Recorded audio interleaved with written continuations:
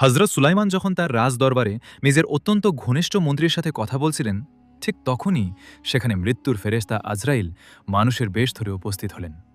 এবং সুলাইমানের মন্ত্রী সেই অচেনা ব্যক্তিকে দেখার পর চরম আতঙ্কিত হয়ে কেন হজরত সুলাইমানকে অনুরোধ করেছিলেন তাকে যেন বাতাসের মাধ্যমে শত শত মাইল দূরে পাঠিয়ে দেন।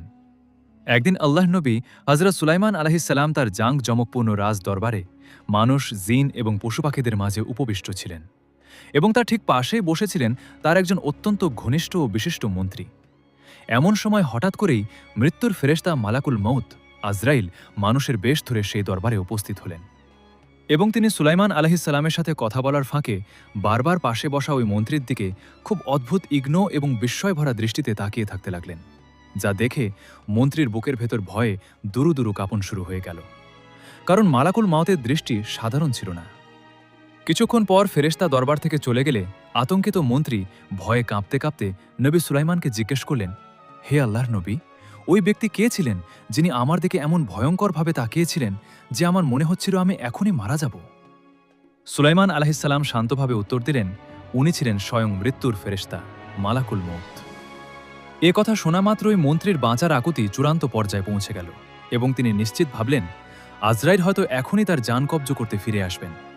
তাই তিনি সুলাইমানকে কাতর হয়ে অনুরোধ করলেন, হে নবী, আপনার তো বাতাসের উপর নিয়ন্ত্রণ আছে, দয়া করে বাতাসকে হুকুম দিন যেন সে আমাকে এই মুহূর্তেই উড়িয়ে নিয়ে কয়েক হাজার মাইল দূরে হিন্দুস্থানের কোন এক নির্জন ও জনমানবীন মরুভূমিতে রেখে আসে, যাতে আমি মৃত্যুর ফেরেশতার হাত থেকে বাঁচতে পারি। সুলাইমান আলাইহিসসালাম লোকটির প্রাণের ভয়ে তার অনুরোধ রাখলেন, এবং বাতাসকে নির্দেশ দেয়া মাত্রই চোখের পলকে বাতাস লোকটিকে হাজার মাইল দূরে হিন্দুস্থানের মরুভূমিতে উড়িয়ে নিয়ে গেল।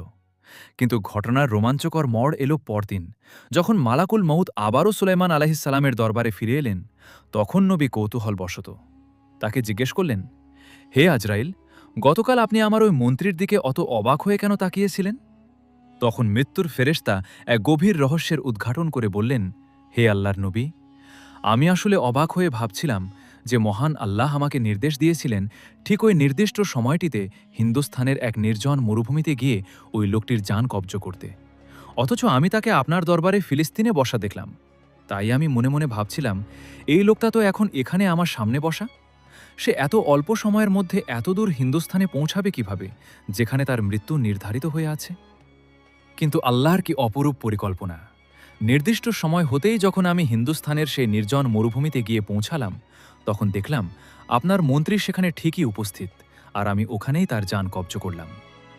আসলে কেউ জানে না কার মৃত্যু কোথায় এবং কখন নির্ধারিত হয়ে আছে।